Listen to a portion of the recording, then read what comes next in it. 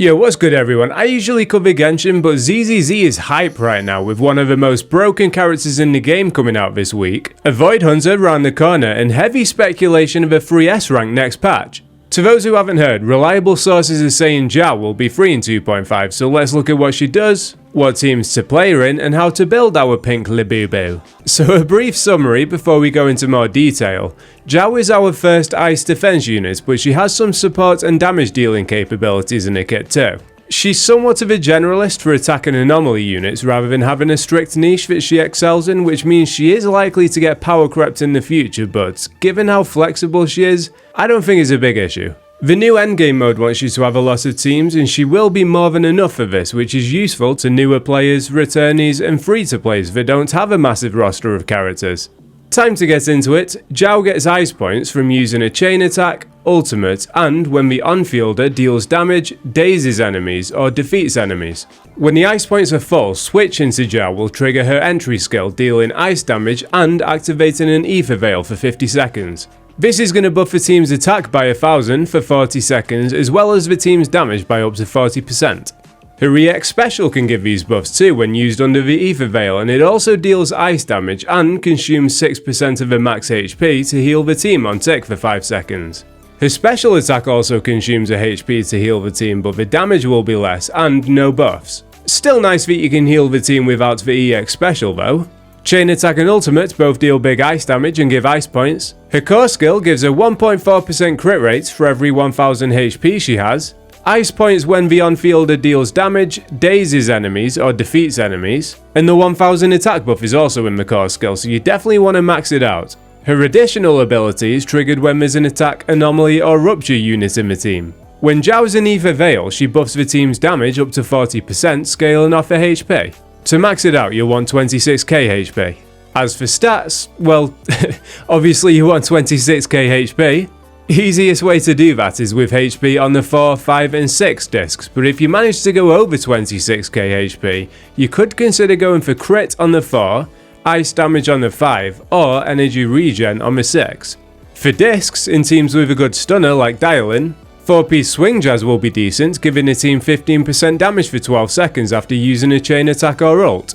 20% energy regen from the 2-piece is appreciated too. 4-piece Proto-Punk's an option, giving the team 15% damage for 10 seconds after a defensive or evasive assist.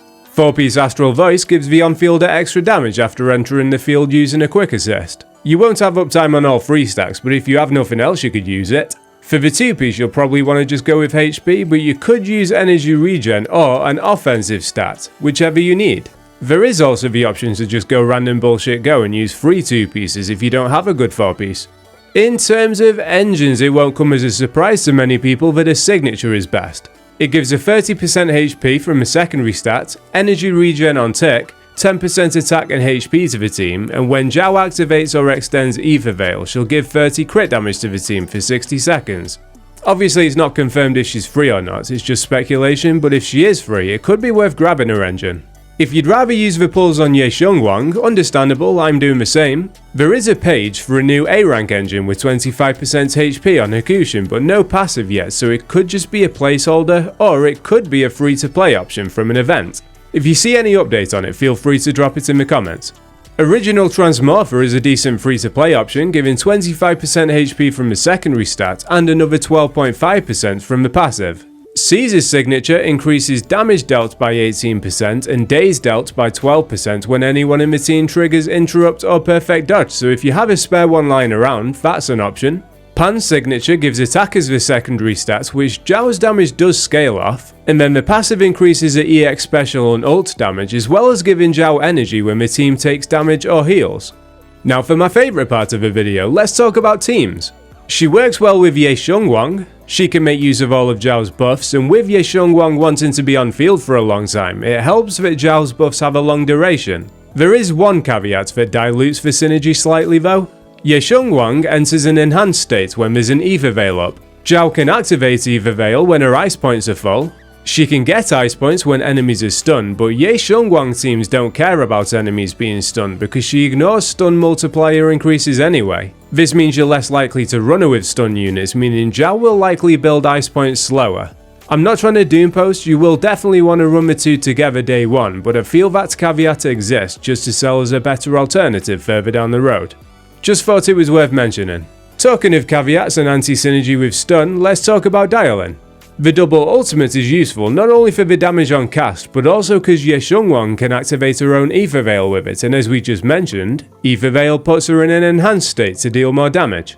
With dialing, you can pop Ye Xiongwang's ult, attack in the enhanced state, and once it expires, just cast ult for second time to do it all over again. She can't take advantage of the extended stun duration of the stun multiplier increase though, because her kit ignores it. To put it simply, the phone is linging, but it's on vibrate. There are more teammates for Ye Xiongwang, but I don't want to make the whole section about her. This is still a Zhao video, so Astra will work although the buffs are similar. Until we have alternatives, she's solid. Nicole is a decent free-to-play option, but you're gonna have to sacrifice uptime on Nicole's defense shred with Ye Xiongwang being on field for so long.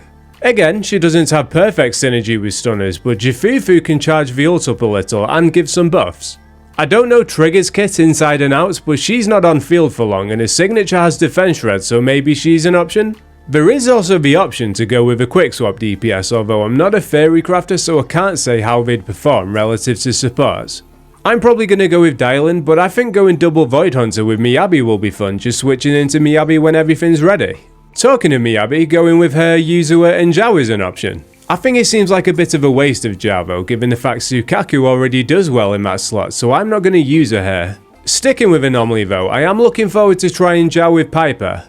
I don't have Bernice or Vivian, so throwing Zhao in the last slots for the attack and damage buffs is a win. The healing's going to be useful too, given the fact my Piper often takes a lot of damage in Beyblade mode.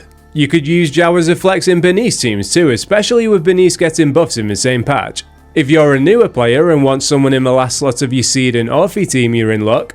If you don't have both of them and want to use Anbi instead, Zhao is a nice flex there. Two complaints I've seen with Evelyn are that there aren't many free-to-play teammates if Nicole is preoccupied, and that people can struggle with the crit damage with her wanting so much crit rate for her additional ability. Zhao is a solid free-to-play option, and if you have her engine, she'll give Evelyn some crit damage. Ellen's getting more buffs in 2.5 as well, so if you're grabbing her on a rerun, you can play her with Zhao and a stun unit. There is also the option to use Dialing and Zhao as the core of your team and just throw in any DPS you want. I think that's nice for people that main lower tier DPSs and just want an easy way to make them better. Going for both their engines is going to allow you to give your DPS a bunch of crit damage too. Basically, anyway you were going to use Astra, Yao or Yuzua but don't have them available, you can just use Zhao instead and still clear content. Overall, I'd say Zhao looks okay. Versatile, not reliant on any individual unit, easy to build, nice option for the new endgame mode, especially if she's free. It is worth bearing in mind though that ZZZ love to chop and change things throughout the beta, so take this and any information you see anywhere else with a grain of salt for now. I don't usually cover ZZZ, but if you enjoyed this video and considering doing one for Ye Xiongwang, if that sounds like something you'd be interested in, drop a comment letting me know and take it easy.